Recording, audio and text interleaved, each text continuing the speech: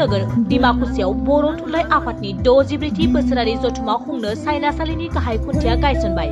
गाहाय खुन्थिया बिरबाय बर' थुनलाइ आफादनि फिरफिला। सायनासालिनि गाहाय खुन्थियाखौ गायसनना होफैयो बिटिआरनि गाहाय प्रमद बर'आ।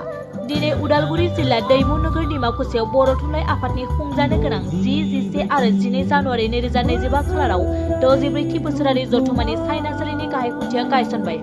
गायसनना होयो बिटिआरनि गाहाय प्रमद बर'आ। दिनैनि खुन्थिया गायसननाय हाबाफारियाव बाहागो लायो बर' थुनलाइ आफादनि आफादगिरि डक्टर सुरत नार्जारि, गाहाय नेहाथारि नीलकान्त गयारि, बर' फरायसा आफादनि आफादगिरि दिपेन बर', आसाम आयेन आफादनि बुंथिगिरि बिश्वजित दैमारि, बिटिआरनि इएम दावबायसा बर', एमसिएलए भुपेन बर', लोगोसे थुनलाइ आफाद, फरायसा आफाद, हारिमु आफाद आरो गोबां गेदेमा सुबुंजों लोगोसे रायजो राजाफोरा बाहागो लाना जाफुंसार खालामो।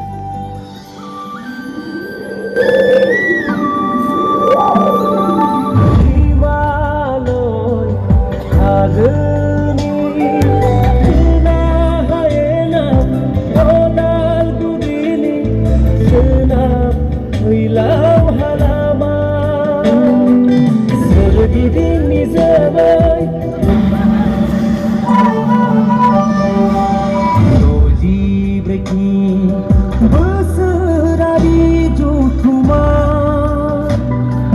हारिनि सिनस्रि